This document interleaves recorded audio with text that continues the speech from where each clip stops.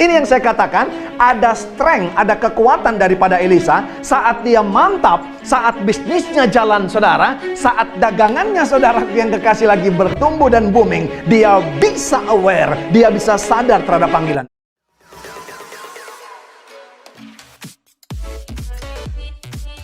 Tahukah saudara, dalam kehidupan ini tidak ada kata kebetulan karena semua dalam rancangannya Tuhan yang menciptakan kita. Hari ini saudara, kita akan belajar daripada satu tokoh yang bernama Elisa yang ditemukan oleh seorang Elia. Nah, saudara tahu bahwa kedua nama orang-orang ini saja luar biasa. Elia berkata, Yahweh adalah Tuhanku.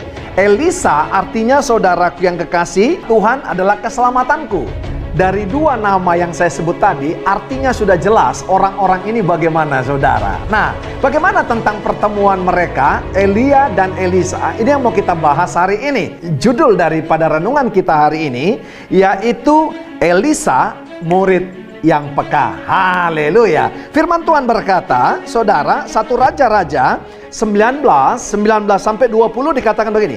Setelah Elia pergi dari sana, ia bertemu dengan Elisa bin Safat yang sedang membajak dengan 12 pasang lembu, sedang ia sendiri mengemudikan yang ke-12. Ketika Elia lalu dari dekatnya, ia melemparkan jubahnya kepadanya. Lalu Elisa meninggalkan lembu itu dan berlari mengikuti Elia.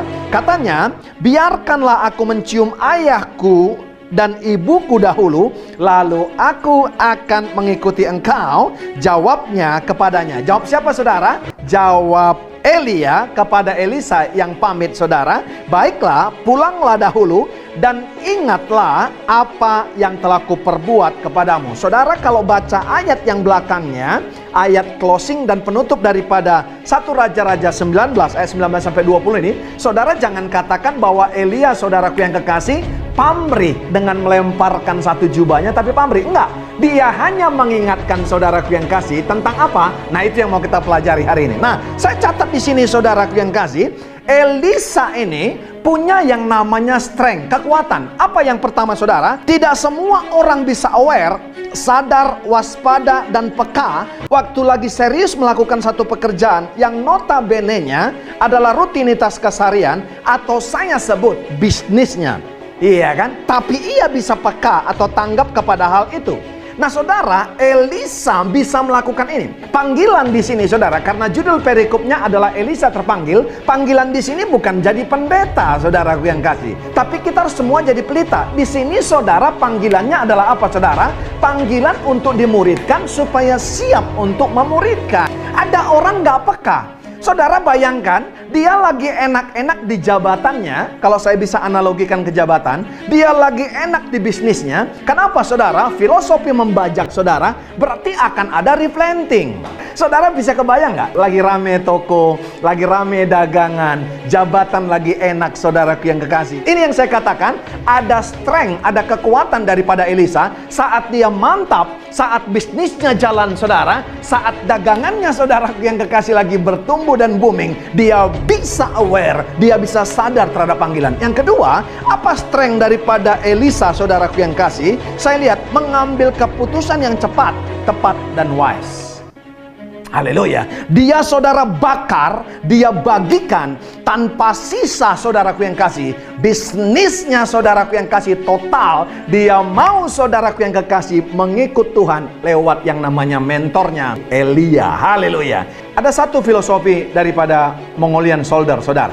Kalau mereka pergi ke satu tempat di mana saudaraku yang kekasih berperang, mereka akan bakar perahunya, saudara. Katakan sampannya atau kapalnya. Kenapa, saudara? Supaya mereka tidak punya jalan pulang, saudara. Artinya, saudara, dia tidak ke belakang. Haleluya. Kenapa, saudara? Banyak orang lamban waktu dapat kesempatan. Apalagi, saudara, orang yang ngeroh. Ada vaksin, saudara, kesempatan. Dia berkata, saudara, jangan-jangan 666. Ditanya 666 pun dia nggak tahu apa, saudara. Haleluya. Saudara, saya bukan senang dengan power statement dunia.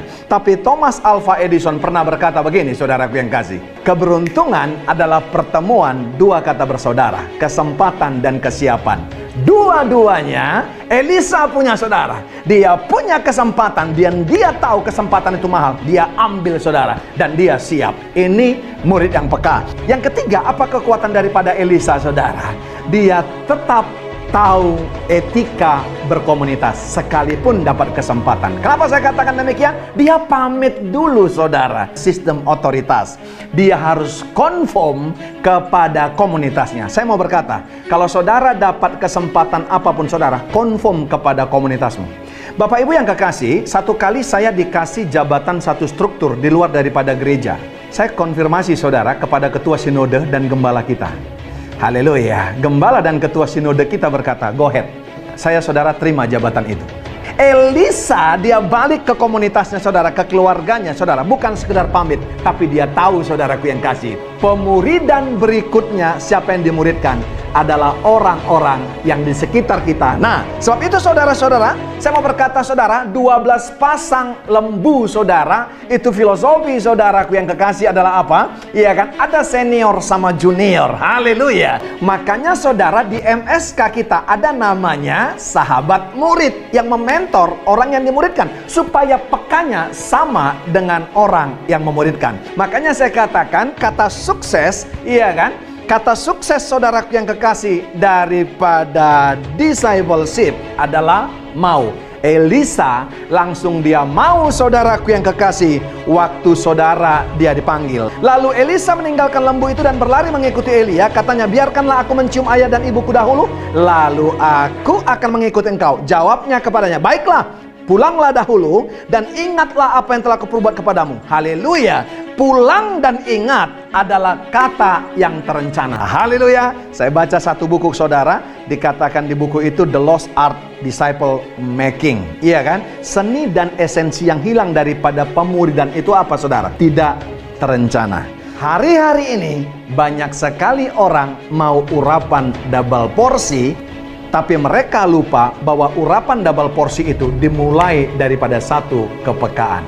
Elisa, dia peka. Artinya, saudara, ada 3 C yang mau saya katakan kepada saudara. Yang pertama, dia kooperatif. Haleluya. Dari kooperatif, maka orang akan bisa terkoneksi atau connected, saudara. Iya kan? Ketika kita kooperatif, baru kita terkoneksi, baru kita bisa berkomitmen.